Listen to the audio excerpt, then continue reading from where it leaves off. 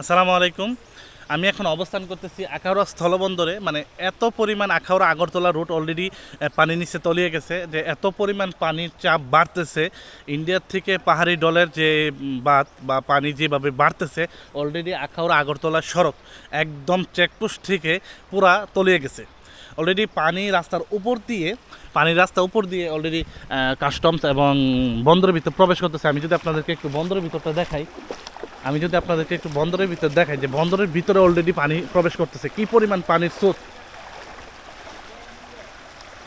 Already পানি বন্দরের ভিতরে প্রবেশ করতেছে। আপনারা দেখতে পাচ্ছেন যে আমার এখানে হাঁটু সমান পানি হয়ে গেছে। এবং কাস্টমস এবং বন্দর দুটোটাই পানির নিচে চলে গেছে। একদম বন্দর একদম পানির নিচে চলে গেছে। দেখতে পাচ্ছেন যে পরিস্থিতি এত পরিমাণ ভয়াবহ অবস্থা রূপ ধারণ করতেছে।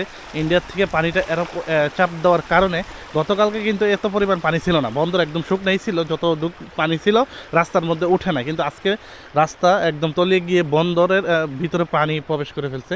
এই যে বন্দরের অবস্থা, বন্দরের অলরেডি বন্দর পানির নিচে এবং কাস্টম পানির নিচে। বর্তমানে যাত্রী পারাপার সাময়িক সময়ের জন্য বন্ধ করা হয়েছে, কারণ এখন যে অবস্থা পানির মাত্রা অনেক বাড়তেছে।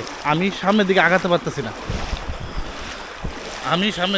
পারতেছি না, যে পরিমাণ পানির চাপ, মানে অলরেডি পানির চাপ দিতেছে এদিকে। আমি খুব কষ্ট হইতেছে আমি এখান থেকে হাঁটতে। অলরেডি মানে এই যে আখাউড়া আগরতলা রোড কিন্তু তলিয়ে গেছে পানির নিচে, এবং প্রায় 500+ পরিবার এখন খুব কষ্টে জীবনযাপন করছে কষ্টে। কারণ এই পানি পাহাড়ি ডলের ইন্ডিয়ার যে পানিটা চাপ দেওয়ার পরে প্রায় অধিকাংশ বাড়িঘর পানির নিচে চলে গেছে। আমি যদি আপনাদেরকে একটা দেখাই,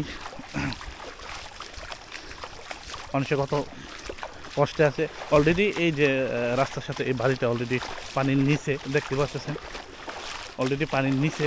এই যে অবস্থা দেখেন।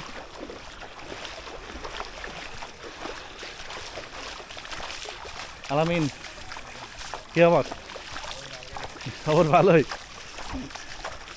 অবস্থা দেখেন, এই যে ইন্ডিয়ার সীমান্ত ঘেঁষা পানি, একবারে থই একদম পানি আগের তুলনায়, মানে গতকালকে তুলনায় আজকে পানি অনেক বেশি।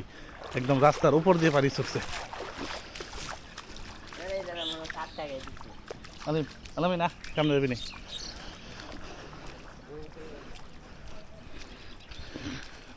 বিশেষ করে এই যে পশু পাখি নিয়ে মানুষে খুব আতঙ্কে আছে, যে কোথায় মানুষে এগুলা রাখবে, পশু পাখিগুলা কোথায় রাখবে। কারণ পানি এত পরিমাণ বাড়ছে যে কোনোখানে শুকনা অথবা কোনো রাখার মতো জায়গা পাইতেছে না। চতুর্দিকে পানি তলিয়ে গেছে।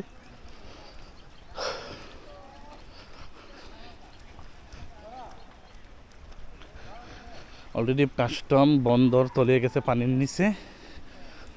এবং আমার সামনে যে দেখতেছেন, এটা আখাউড়া আগরতলা সড়ক, এটা পুরারাই তলিয়ে গেছে, কিন্তু একদম পুরারাই তলিয়ে গেছে পানির নিচে। গেছ না তুই? ও হ্যাঁ, সামনে একটু যাবো। রাব্বা কোন গেল তো দোকান এনতে? আচ্ছা হ্যাঁ।